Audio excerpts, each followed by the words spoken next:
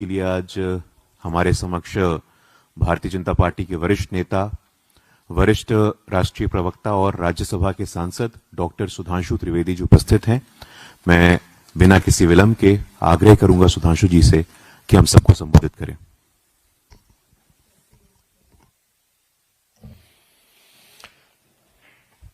शुरू करें। मित्रों, चुनाव हो या चुनाव समाप्त हो चुका हो, कांग्रेस पार्टी के अंदर भारतीय संस्कृति और हिंदू धर्म के प्रति किस सीमा तक अवमानना, तिरस्कार और घृणा भरी हुई है, वो बरबस छलक कर सामने आ जाता है। और इसके दो अत्यंत ही निंदनीय, बल्कि मैं कहूंगा कई अत्यंत निंदनीय, भर्त्सना योग्य बयान कांग्रेस के शीर्ष नेताओं के द्वारा सामने आए हैं। तेलंगाना के मुख्यमंत्री श्री रेवंत रेड्डी ने जिस प्रकार से हिंदू देवी देवताओं के बारे में अपमानजनक, अवांछनीय कमेंट किए हैं, उसे किसी भी कीमत पर बर्दाश्त नहीं किया जा सकता। और एक तरफ ये वही मुख्यमंत्री हैं जिन्होंने अभी जुबली हिल के चुनाव में ओपनली बोला था, कांग्रेस मतलब मुसलमान, मुसलमान मतलब कांग्रेस। आपको पूरा तहे दिल से मुस्लिम समाज के साथ जाइए, कोई समस्या नहीं है। आप हम सफर, हम प्याला, हम निवाला, हम राज हो जाइए, हमें कोई समस्या नहीं है। मगर हिंदू धर्म के देवी देवताओं को गाली देंगे तो यह बर्दाश्त करने योग्य नहीं है।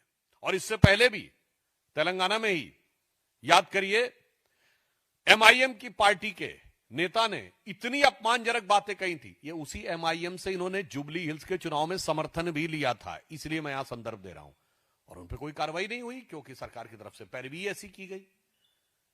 ये और फिर दक्षिण से उत्तर में आ जाइए तो हिमाचल के मुख्यमंत्री सुक्खू साहब का एक वीडियो वायरल हो रहा है जिसमें बच्चे उनसे राधे राधे कह रहे हैं। तो कह रहे हैं राधे राधे कहने की क्या आवश्यकता है। अब मुझे समझ में नहीं आता है कि कांग्रेस पार्टी का एक मुख्यमंत्री हिंदू देवी देवताओं का अपमान करता है और दूसरा मुख्यमंत्री छोटे छोटे स्कूली बच्चों को राधे राधे बोलने से रोकने की कोशिश करता है। इसलिए हम राहुल गांधी जी से यह पूछना चाहते हैं, यद्यपि इस बार जो आपने शपथ ली है वो ईश्वर के नाम की नहीं ली है, मगर आपने पहले अपने भाषण में भगवानों की फोटोएं लेकर आके अनेक प्रकार का थिएट्रिक्स की थी। तो मैं कांग्रेस पार्टी और राहुल गांधी से पूछना चाहता हूं कि आपका एक एलआई यानी गठबंधन सहयोगी डीएमके बाकायदा एक स्ट्रक्चर्ड कॉन्फ्रेंस करता है इरेडिकेशन ऑफ सनातन धर्म। यह कोई बयान नहीं था, यह एक विधिवत सुविचारित, जिसे कहते हैं एकेडमिक कॉन्फ्रेंस थी। हिंदी में कहें तो हिंदू धर्म का समूल नाश।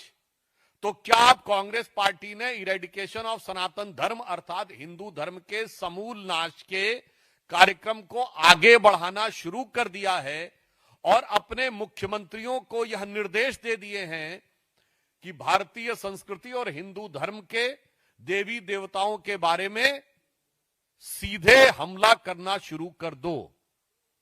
यह मेरा सीधा सवाल कांग्रेस पार्टी से है। दूसरा विषय, कांग्रेस की एक विख्यात सांसद जो अपने ऊंचे स्वर के अट्टहास के लिए सुविख्यात ऑब्लिक कुख्यात हैं, उनके द्वारा जिस प्रकार की हरकत की गई कि पहले एक श्वान को लेकर गाड़ी में आना और श्वान की संवेदना का एक नाटकीय प्रस्तुतिकरण करना। तो श्वान समझते ना, डॉग लवर, जैसे आजकल बहुत सारे लोगों को बहुत सारी लव जागृत हो रहा है, लवरई आ रही है, तो मैं उनके प्रति पूरी संवेदना के साथ कहना चाहता हूं। आज जब उनसे किसी पत्रकार ने पूछा तो उन्होंने जिस प्रकार से भौंकने का कार्य किया, और उससे पहले कल उन्होंने क्या कहा, ये काटने वाले नहीं है, काटने वाले अंदर बैठे हैं। अर्थात देश की पूरी संसद को के सांसदों को काटने वाला कहना और काटने का संदर्भ कुत्ते के साथ जोड़कर कहना, यह दर्शाता है कि पूरी संसद की गरिमा को ध्वस्त करना कांग्रेस का एक विधिवत सुविचारित अभियान हो गया है। मैं याद दिलाना चाहता हूं, पहले पूर्व राष्ट्रपति महोदय के समय में उनकी मिमिक्री संसद भवन की सीढ़ियों पर होना, उसके बाद उसकी फोटो राहुल गांधी जी के द्वारा खींचा जाना, उससे पहले याद करिए प्रधानमंत्री जी के ऊपर जाकर वर्चुअली गिर जाना, पिछले लोकसभा की बात कर रहा हूं, और उसके बाद अपनी सीट पे बैठकर आंखों से इशारे करना, अखियों से गोली मारे टाइप का इशारा करना। उसके बाद अगर आप देखें तो जिस समय वक्फ बोर्ड का वो हो रहा था वोटिंग, रात में पैजामा और टी शर्ट पहन के राहुल गांधी जी आए। अरे भाई, हम सब लोग 2:30-3 बजे तक वहां पे थे। फिर संसद भवन के अंदर अपने भाषण के दौरान कभी भगवान शंकर और कभी गुरु नानक देव की फोटो यूं यूं यूं यूं करना। हम ये पूछना चाहते हैं कि भारत की संसद की गरिमा को तार तार करने के इस अभियान में क्यों लगी हुई है कांग्रेस पार्टी? क्या ये आपके अंदर का, जो माननीय प्रधानमंत्री जी ने कहा था कि मुस्लिम लीगी माओवादी कांग्रेस बनती जा रही है, ये दोनों उदाहरण इस बात को प्रमाणित करते हैं कि अर्बन नक्सल माइंडसेट की तरह पूरे के पूरे कॉन्स्टिट्यूशनल एपरेटस को डिमीन करना, यानी समस्त संवैधानिक व्यवस्थाओं और संस्थाओं को के प्रति अपमान और तिरस्कार करना, जो एक माओवादी एजेंडा होता है, और हिंदू धर्म के प्रति घृणा फैलाना, जो एक मुस्लिम लीगी एजेंडा होता है। मुझे लगता है कि कांग्रेस अब इस विषय के ऊपर एक सीमा से ज्यादा चली गई है। अब इस पे मैं आपको यह तीसरा विषय भी बताना चाहता हूं कि मुस्लिम लीगी माओवादी मानसिकता में कांग्रेस की सीमा तक चली गई है कि एक इस्लामिक धर्मगुरु मौलाना मदनी के द्वारा जिहाद शब्द के बारे में बोले जाने पर कांग्रेस के नेता इमरान मसूद आकर व्याख्या करने लगते हैं। मतलब आपको कौन सी ऐसी गरज पड़ी है कि एक बिल्कुल मजहबी विषय के ऊपर आकर आप उसका बचाव कर रहे हैं? और ये वही इमरान मसूद हैं जिन्होंने कहा था मोदी जी की बोटी बोटी काट डालूंगा, जो उस समय कांग्रेस में नहीं थे, समाजवादी पार्टी में थे। कांग्रेस ने उन्हें लाया, पहले प्रदेश का उपाध्यक्ष बनाया, फिर सांसद बनाया। फिर हम राहुल गांधी से पूछना चाहते हैं, यह आपके मुस्लिम लीगी एजेंडा का हिस्सा हो गया है क्या कि जितने घृणा फैलाने वाले सांप्रदायिक विद्वेष और कट्टरपंथी कठमुल्ला जैसे विचारों रखने वाले लोग हैं, उन सबको आप कांग्रेस में लाकर उनसे इंटरप्रिटेशन और मिस इंटरप्रिटेशन करने का प्रयास करेंगे? और फिर मैं याद दिलाना चाहता हूं देश की जनता को, ये वही लोग हैं जो भारत माता की जय कहने में कहते हैं कि नहीं नहीं नहीं, इसको कहने की जरूरत नहीं है, और जिहाद की व्याख्या में आकर उनके सांसद खड़े होते हैं। जबकि अगर मुस्लिम अकीदे के हिसाब से देखें तो इमरान मसूद न मुल्ला है, न मौलवी है, न मुफ्ती है, न बारी है। उनको कोई हक भी नहीं है कि वो मजहबी मामलों के ऊपर कमेंट्री करें। मगर कांग्रेस के अंदर ये फीलिंग इस सीमा तक आती जा रही है कि ये बिल्कुल स्पष्ट होता जा रहा है। इसलिए मैं कांग्रेस पार्टी से यह पूछना चाहता हूं कि आज आप अपना एजेंडा साफ करें कि हिंदू धर्म और भारतीय संस्कृति के प्रति और संसद की गरिमा को ध्वस्त करने का यह बीड़ा आपने स्वयं उठाया है, या ये इरेडिकेशन ऑफ सनातन धर्म तो भारत में हुई थी कॉन्फ्रेंस, डिसमेंटलिंग ग्लोबल हिंदुत्व दुनिया की बड़ी बड़े इंस्टीट्यूशन में हुई थी। तो अर्थात यह बीड़ा आपने खुद उठाया है या किसी ने आपको उठा के थमाया है कि भारत के अंदर घृणा करना है, सामाजिक टकराव पैदा करना है और हिंदू धर्म को डिमीन करना है।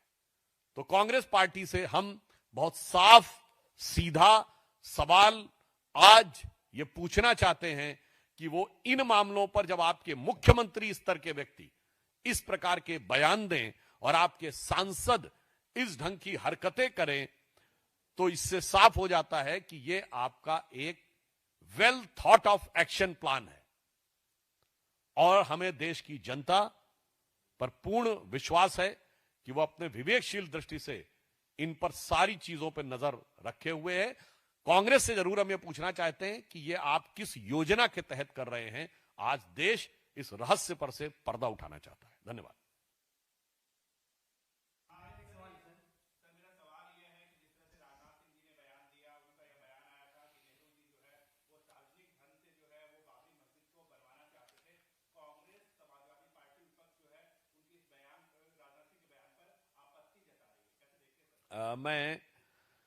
मुझे लगता है कि कांग्रेस के नेता अपने नेताओं के बारे में जानकारी लेने का आदत छूट गई है, पढ़ना लिखना छोड़ दिया है। नेहरू गांधी के बारे में भी उन्हें नहीं पता होता है। जो माननीय राजनाथ सिंह जी ने कहा है उसका सोर्स है the inside story of Sardar Patel, diary of Maniben Patel, page number 24। Again, I am quoting the book, The Inside Story of Sardar Patel, The Diary of Manibhen Patel, और जिसमें 1936 से लेकर 1950 तक के उनके तमाम करेस्पॉन्डेंस के बारे में लिखा हुआ है। उसमें पेज नंबर 24 पे यह लिखा हुआ है, Nehru also raise the question of Babri Masjid, but Sardar made it clear that the government could not spend any money for building a mosque. He told Nehru that the question of reconstruction of Somnath temple was quite different, as the trust has been created for the purpose and about 30 lakhs rupees has been collected. Patel told Nehru that it was a trust of which Jam Sahib was the chairman and Munshi was just a member, and no government money was going to be used for the purpose. This silenced Nehru. 20th September 1950. अर्थात बहुत स्पष्ट है, मैं हिंदी में इसका सार संक्षेप कर देता हूं कि नेहरू ने बाबरी मस्जिद का विषय उठाया, सरदार पटेल ने उसका प्रतिरोध किया और उन्होंने कहा कि सोमनाथ के पुनर्निर्माण का विषय इससे बिल्कुल भिन्न है। वो एक प्राइवेट ट्रस्ट जिसकी अध्यक्षता जाम साहब ऑफ नवनगर, जो उस समय राज्य प्रमुख थे, उन्होंने किया है और मुंशी जी उसमें एक सदस्य हैं। सरकारी धन का कोई उपयोग नहीं हुआ है। 30 लाख रुपए प्राइवेट ट्रस्ट के द्वारा करे गए हैं। 20 सितंबर 1950, इसके बाद नेहरू जी शांत हो गए। मगर कांग्रेस के लोगों के मन में जो खुजली होती है, उनके लिए भी मैं एक बात बताना चाहता हूं कि साहब, नेहरू जी के मन में सिर्फ इतना ही नहीं था।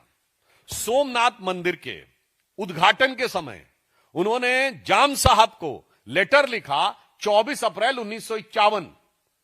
यह selected works of Jawaharlal Nehru series 2 volume 47 में है, कोई जाके चेक कर ले। वो कह रहे हैं कि मैं तो बहुत स्पष्ट करना चाहता हूं, आपको उसमें नहीं जाना चाहिए।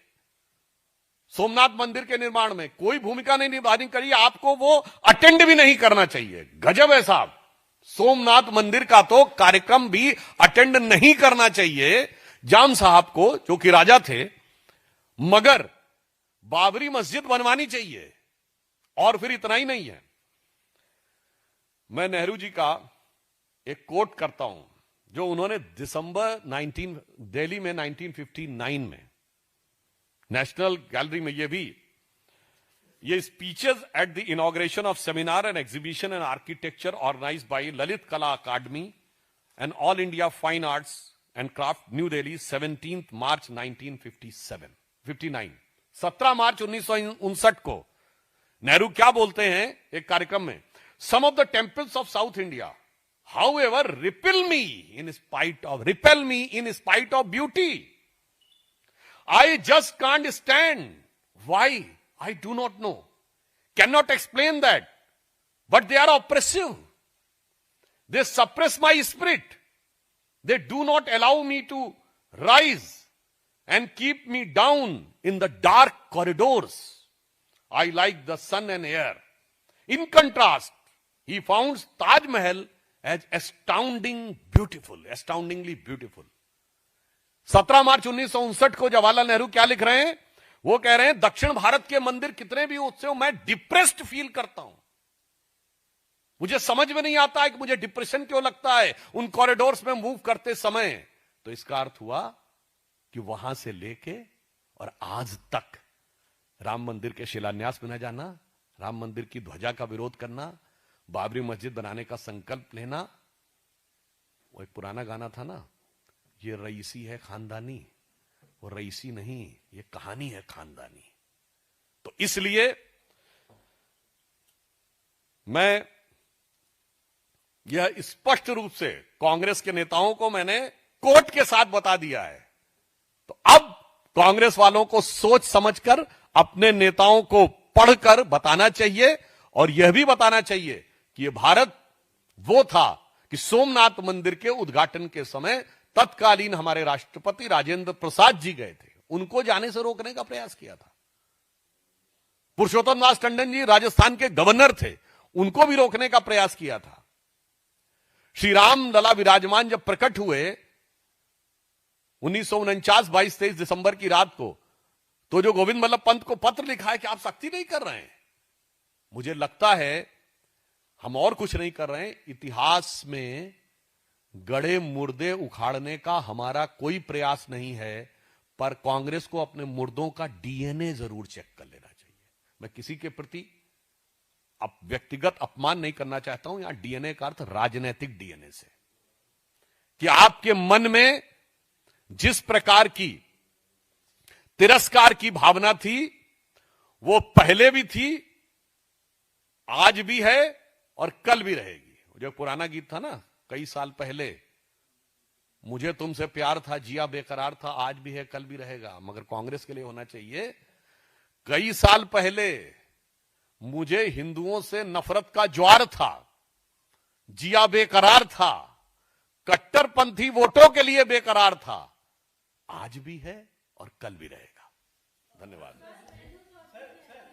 पीएम मोदी का एक एआई वीडियो बनाया गया है रानी नायक द्वारा और उनको रेड कार्पेट दिखाया गया चाय बेचते हुए, चाय का आवाज निकालते हुए। मुझे लगता है कि माननीय प्रधानमंत्री जी का भारत के शीर्ष स्तर पर पहुंचना, एक सामान्य चाय बेचने के परिवार से लेकर यह भारतीय लोकतंत्र और बाबा साहब अंबेडकर के संविधान के द्वारा समाज के पिछली सीढ़ी पर खड़े लोगों को आगे बढ़ने के जो अवसर दिए गए हैं, मुझे लगता है इससे सुंदर प्रमाण नहीं हो सकता। और कोई व्यक्ति यदि क्षमता से अपनी ऊपर जाता है तो जनता उसको कितना अपना समर्थन और आशीर्वाद देती है कि प्रधानमंत्री जी 2001 अक्टूबर में गुजरात के सीएम बने थे, 25वां साल चल रहा है। विनम्रता और चुनौती से कहता हूं, भारत की राजनीति में एक नेता बताइए जिसने 25 साल लगातार देश की जनता का, प्रदेश की जनता का इस प्रकार का आशीर्वाद मिला हो। तो मुझे लगता है वो लोग जो मानते थे कि सत्ता उनका जन्मसिद्ध अधिकार है, अब जनता ने उस अधिकार का पूरी तरीके से डिसेक्शन करना शुरू कर दिया है। और 24 के बाद भी हाल के बिहार के चुनावों में भी वो साफ दिखाई पड़ रहा है।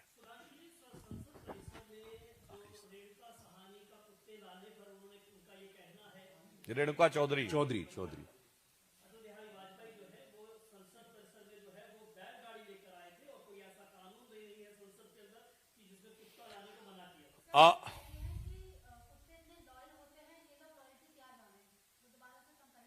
अब वो अपनी लॉयल्टी किसकी तरफ व्यक्त कर रहे हैं, ये मैं करोड़ों लोगों के विवेक पर छोड़ता हूं। देश के प्रति भी लॉयल्टी होती है और किसी और के प्रति भी लॉयल्टी होती है। मैं कोई टिप्पणी नहीं कर रहा हूं, स्वविवेक से सभी लोग इस पे अपना अपना निर्णय लें। और जहां तक मैं कहना चाहूंगा, यही बात है, ये नियम की आड़ में आपकी असली भावनाएं उभर आती हैं। यही तो वो लोग हैं जो कहते हैं कि राष्ट्रीय गान हो तो कहां संविधान में लिखा है खड़ा होना चाहिए। यही तो वो लोग हैं ना। इन्होंने तो यही कह के बचाव किया था कि पैजामा पहन के नहीं आना है, ये कहां लिखा हुआ है कि संसद में पैजामा पहन के नहीं आना है? इसीलिए तमाम लिखित में आदेश भी करने पड़ते हैं। तो इसीलिए हम कहते हैं नियमों की आड़ में जो छुपा हुआ असली चेहरा है वो उभर कर सामने आ जाता है। बहुत बहुत धन्यवाद आप सबका। Thank you.